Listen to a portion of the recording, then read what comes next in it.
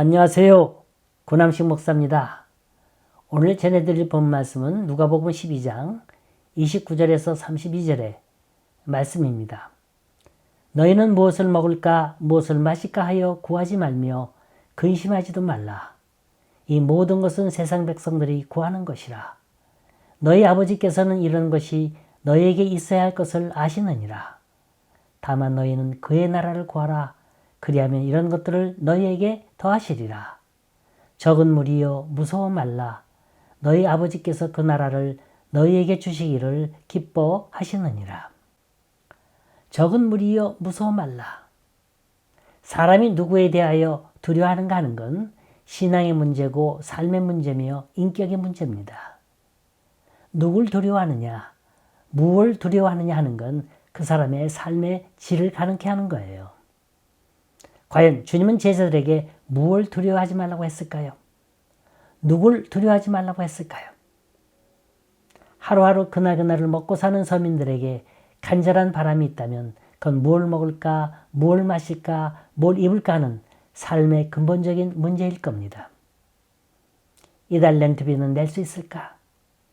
자동차 보험, 각종 공과금, 애들 용돈은 어떻게 마련해야 하나? 솔직히 그런 생각하고 사지 않습니까? 오늘의 메시지는 평가에 초점을 맞추고 싶어요. 자기가 자기를 향해서 내린 평가도 귀중하지만 남이 날 향해서 내리는 평가도 귀담아 들을 줄 알아야 합니다. 하나 무엇보다 더 중요한 건 하나님의 평가죠. 나야 날 어떻게 보든지 상관없어요. 남들이 나에 대해서 평가하는 것도 시일이 지나고 나면 잊혀지고 맙니다. 문제는 하나님이 날 어떻게 보느냐 하는 거예요. 이 세상에 대한 평가의 기준은 대부분이 외형적인 나타남으로 평가합니다. 무조건 많고 크고 부하고 희소 가치가 있으면 그게 좋은 줄 알아요. 그러나 성경이 내리고 있는 평가는 그게 아니라는 겁니다. 다윗 왕이 그 나라를 평정하고 보좌에 앉았을 때 그는 그 나라의 위엄을 자랑하고 싶었습니다. 만일 전쟁이 난다면 군인으로 동원될 사람이 몇 사람이 있나 보자. 그래서 인구조사를 했어요. 활을 메고 적하고 정말 싸울 수 있는 사람, 창을 들고 방패를 들고 나가서 싸울 수 있는 사람이 몇 사람이 있나 보좌에서 인구조사를 했습니다. 그랬더니 하나님께서 이 사실을 크게 책망하셨습니다. 왜 그랬을까요? 전쟁에 지고 이기고는 하나님이 어느 편에 서느냐에 달린 거지 숫자가 많다고 이기고 지는 게 아니라는 겁니다. 오늘 말씀은 마태복음 6장에도 똑같이 나오거든요. 그런데 제가 본문을 누가복음에서 택한 이유가 있어요. 그건 적은 무리여 무서워하지 말라고 하는 누가의 독특한 관점을 본 겁니다. 마태복음과 누가복음의 기사를 비교해보면 언뜻 보기엔 같은 것 같지만 마태복음은 염려에 대한 주제로 결론을 맺고 있고요. 누가복음은 하나님 나라에 초점을 두고 있습니다. 자, 그러면 누가가 강조하고 있는 이 적은 무리란 어떤 뜻을 지니고 있습니까? 먼저 숫자로 계산해 본다면 예수님까지 포함해서 모두 13명입니다. 또 그들 하나하나를 뜯어보면 권세도 없고 볼품도 없고 쓸모도 없어요. 갈릴리 촌 사람입니다. 이런 초라한 사람 13명이 이리 몰리고 저리 몰린다고 해서 특별히 관심 있게 봐주는 거 아니에요. 인간적으로 볼 때는 하잘 것 없을 만큼 초라한 물입니다. 이런 자들을 향해서 주님은 말씀하십니다.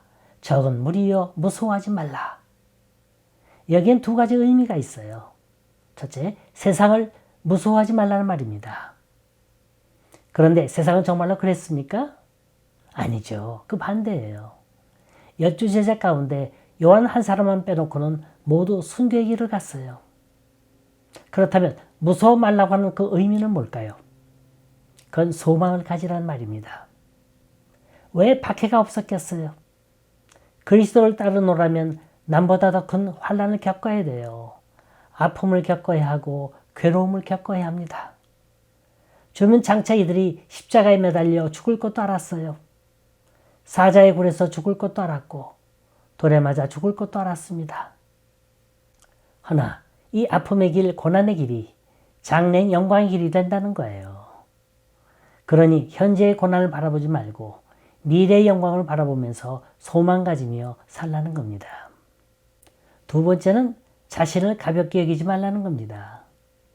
지식이 없다고, 명예가 없다고, 권세가 없다고, 혹은 수가 적다고 해서 자신을 가볍게 여기지 말라는 거예요. 믿음은 다른 사람들이 못 보는 걸 보는 거예요. 다른 사람이 들을 수 없는 말을 듣는 게 그게 믿음입니다. 서울 특수장애학교에 여선생님이 있습니다. 이 선생은 수화도 잘하고 노래도 잘 부르고 피아노도 잘 치고 무용도 잘하고 그림도 잘 그리고 다재다능합니다. 팔방미인이에요. 이 선생이 워낙 유능하다고 소문이 나니까 다른 학교에서 스카우트 제안이 들어왔습니다. 제안받은 학교는 장애자 학교가 아니라 정상아들이 다니는 학교입니다. 근무 시간, 근무 조건, 근무 수당 모든 게 비교도 안 돼요. 아주 월등합니다. 근데 이 선생은 이 제안을 받자 이런 지하에 거절하고 맙니다. 그 이유는 애들은 지금 날 필요로 하고 있어요. 단 한마디였다고 합니다. 말 못하고 보지 못하고 정상적으로 발육하지 못한 애들이 그의 발목을 잡고 있어서 도저히 떠나지 못하겠다는 거예요. 이 선생님은 돈도 싫고 명예도 싫고 인기도 싫고 오직 내가 사랑하고 내가 보람을 느끼고 내 자신을 찾을 수 있는 곳이라면 거기가 오히려 더 좋다는 겁니다. 이 세상이 아름답다는 건 이런 극소수의 사랑의 무리가 곳곳에 도사리고 있기 때문 아닐까요? 주면 많은 숫자를 찾으시는 게 아니라 적은 하나님의 일꾼을 찾고 계십니다. 허나 일꾼이 가는 길은 피곤해요. 고달퍼요. 좁은 길입니다. 아무리 일해도 삐뚤나지 않습니다. 하지만 날 필요로 하는 곳, 내가 땀 흘리고 정성 다하고 눈물 흘리는 곳이 있다면 그 사람은 행복한 사람인 줄 믿으시기 바랍니다. 오늘 보면 우리에게 몇 가지 질문을 던져주고 있습니다. 우리는 얼마만큼 그리스도인답게 살고 있는가? 우리는 얼마나 신앙인답게 살고 있는가? 하는 물음입니다. 이 질문에 답변해 줄 수 있는 시험이 몇 가지가 있습니다. 첫째, 의식주에 관한 시험입니다. 22절 보면 너희는 목숨을 위하여 무엇을 먹을까? 몸을 위하여 무엇을 입을까? 염려하지 말라고 합니다. 우리 이걸 알아야 합니다. 성경은 절대로 돈이 나쁘다, 물질이 나쁘다고 말하지 않습니다. 돈이 일만하게 뿌리가 아니라 돈을 사랑함이 일만하게 뿌리라고 했습니다. 이 사랑이라는 말에 주목해 보세요. 세상엔 염치 없는 사람 참 많은 것 같아요. 난 하나도 사랑하지 않으면서 하나님대로 나만 위해달라 그래요. 난 하나도 희생하지 않으면서 하나님대로 희생하라 그럽니다. 왜 우리에게 만족이 없나요? 우리는 왜 늘 스트레스에 쌓여야 되고 불안해야 하고 초조해야 합니까? 그건 이 의식주에 관한 물질관이 확립되어 있지 않기 때문인 거예요. 우린 진정으로 하나님을 사랑하세요? 그럼 의식주의 모든 주권을 하나님께 맡기세요. 우리에게는 물질의 부가 중요한 게 아니라 얼마나 주님께 의뢰하느냐가 중요한 거예요. 얼마나 벌었느냐가 중요한 게 아니고 얼마나 주님께 진실했느냐가 중요한 겁니다. 여러분, 사랑이란 순종에 있어요. 내가 날 사랑하고 내 고집만 내세운다면 그만큼 고달퍼질 뿐입니다. 말씀에 순종하세요. 순종이 제사보다 낫습니다. 인생의 중요한 목적은 내가 뭘 소유했느냐 하는 소유의 문제가 아니라 내가 무엇이 됐느냐고 하는 존재의 문제인 거예요. 내가 뭘 소유하는가에 행복이 있는 게 아니라 나는 어떠한 종류의 사람이 되어가는가에 행복이 측정되어 있는 겁니다. 두 번째로 우리의 신앙 상태를 시험해 볼 수 있는 방법은 우리의 삶의 우선순위가 어디에 있느냐 하는 물음입니다. 31절입니다. 너희는 먼저 그의 나라와 그 의를 구하라. 그리하면 이 모든 것을 너희에게 더하시리라. 너무나 많이 들은 말씀입니다. 누구나 다 아는 말씀이에요. 하지만 이 구절의 키포인트는 먼저란 단어에 있습니다. 어느 날 저녁 유대인의 부자 청년 하나가 주님을 찾아왔습니다. 주님, 어떻게 해야 영생을 얻을 수 있습니까? 물었더니 주님은 너는 먼저 네 모든 소유를 팔아 가난한 자에게 나누어주라고 했습니다. 여기서도 먼저란 말이 나옵니다. 이 청년은 소유의 개념을 몰랐어요. 이 청년에겐 이 세상의 모든 게 다 내 거였습니다. 물질도 내 거요, 건강도 내 거요, 생명도 내 거요, 모든 게 다 내 거였습니다. 근데 주님은 이 모든 걸 내놓으라는 거예요. 다 포기하라는 거예요. 여기에 구원이 있다는 겁니다. 그러나 이 청년은 이 먼저란 말의 의미를 몰랐어요. 그래서 근심하며 돌아갔습니다. 저는 여기에다가 다시 왜란 질문을 던져봅니다. 왜 이 청년은 쉽게 포기하고 돌아갔을까? 적어도 젊은 청년이 많은 부를 모았다면 그만한 머리가 있었을 거고, 그만한 사회적 지위가 있었을 거고, 그만한 백그라운드가 있었을 겁니다. 더구나 그는 밤중에 조용히 찾아왔어요. 아무도 보는 사람 없습니다. 그렇다면 주님과 적절한 타협점을 간구할 수 있었을 텐데, 주님대로 조금만 기다리라고 하든지, 아니면 삭개오처럼 내가 착취한 돈에 4배나 갚겠다고 하든지, 어떤 제의도 내세울 만도 했을 거예요. 그러나 그는 그것조차도 못했습니다. 왜 그럴까요? 무엇이 그에게 문제였습니까? 적어도 영생이라는 커다란 문제가 그의 고민이었다면 그는 재산 말고라도 차선책이라도 물었어야 했을 거예요. 문제는 먼저라는 겁니다. 그는 자신이 없었어요. 내가 왜 먼저 재산을 팔아야 하는지, 내가 왜 먼저 가난한 자에게 나눠줘야 하는지, 이래가지고 나에게 무슨 소득이 오고 무슨 이익이 오는지 도무지 알 수가 없었어요. 우리가 축복받으려면 이 먼저란 개념을 이해해야 합니다. 먼저란 말은 무조건이에요. 여기엔 이유가 없어요. 주님이 내놓으라고 하면 여기 있습니다 하면 됩니다. 주님이 하라 하면 네 하고 순종하면 되는 거예요. 그런데 우리는 주님 앞에 나올 때 조건 달고 나와요. 핑계를 붙이고 있습니다. 그렇게도 머릿속에서 계산이 복잡한 겁니까? 예수 믿는 게 그렇게 힘든 건가요? 하나님의 나라와 그 의는 우리의 머리와 우리의 계산으로 풀 수 있는 게 아니에요. 우리가 날마다 복달라 외쳐대면서 받지 못하고 꽁문 치는 건 그게 다 이유가 있는 거예요.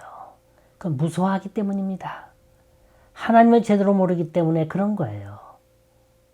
이걸 마태복음엔 무서워하지 말라고 하는 말 대신에 이 믿음이 적은 자들아 라는 말을 썼습니다. 우리 믿음을 측정하는 바로미터는 먼저란 단어에 있습니다. 먼저 하나님의 뜻을 생각하고, 먼저 하나님의 뜻을 묻고, 먼저 하나님의 뜻을 행하라는 겁니다. 그리하면 이 모든 걸 더하시겠다는 거예요. 이 먼저 하는 행위가 믿음인 겁니다. 여기 12제자가 있습니다. 이들은 비록 적은 것이고 초라한 겁니다. 그러나 이들을 통해서 온 세계에 복음이 전파됩니다. 주님이 이들에게 복음의 씨를 뿌렸어요. 3년의 기간 동안에 이들은 아무것도 배우지 않은 것 같았어요. 하지만 이들의 무의식 속에 자리 잡고 있던 복음은 고난의 계기가 있을 때마다 무섭게 퍼져나갔습니다. 적은 무리여 무서워 말라. 이 말은 너희들은 너희 할 일이나 충실히 하라는 거예요. 내 형편이 어떻고 내 환경이 어떻고 내 사정이 어떻고 묻지 말라는 겁니다. 하늘은 스스로 돕는 자를 돕습니다. 아무리 힘들고 어려울지라도, 설사 죽음이 내 앞길을 가로막는다 할지라도 네가 내 할 일 다 하고 살면 반드시 그 대가가 주어진다는 겁니다. 샌디에고에 사는 어떤 부인이 밖에 나가 숲에서 일을 하다가 뱀에 물렸어요. 독사에 물리니까 4시간이나 5시간이면 그 독이 퍼져 죽게 됩니다. 온몸에 견딜 수 없는 고통이 몰려오는 거예요.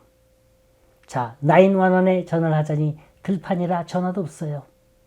그렇다고 해서 지나가는 사람이라도 있으면 구원을 요청할 텐데 그럴 사람도 없습니다.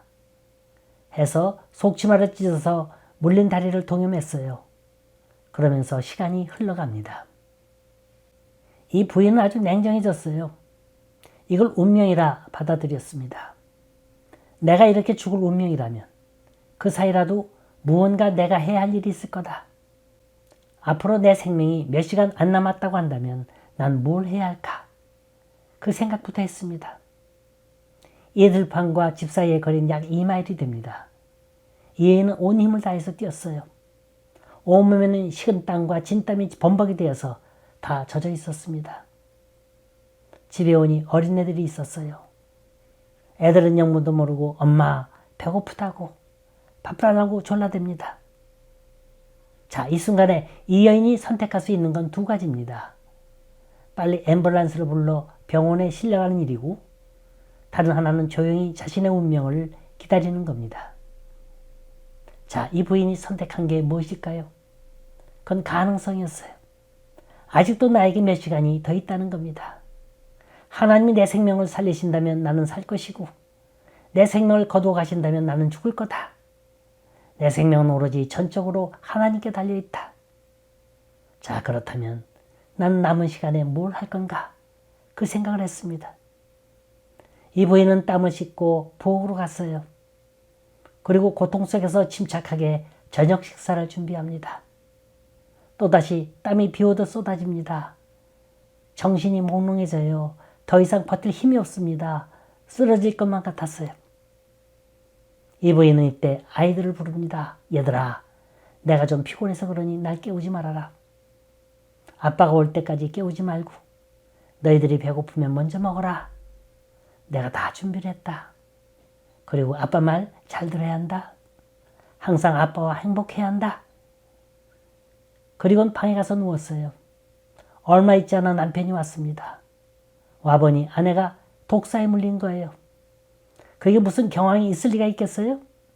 당장 병원으로 달려갔죠. 응급실에서 발을 동동 구리며 기다리고 있는데 의사가 나옵니다. 이 사람은 의사의 입만 쳐다봅니다. 무슨 말이 나올까? 의사가 말합니다. 세상에 어떻게 이런 일이? 살았다는 얘기입니까? 죽었다는 얘기입니까? 예, 살았다는 거예요. 그 이유는 이렇습니다. 독사에 물려 가만히 있었으면 죽었을 텐데 이 부인은 그 몇 시간 동안 땀이 범벅이 되도록 움직였다는 거예요. 자신은 몰랐겠지만 그 몸 안에서 나온 땀들이 독을 제거하고 있었다는 거예요.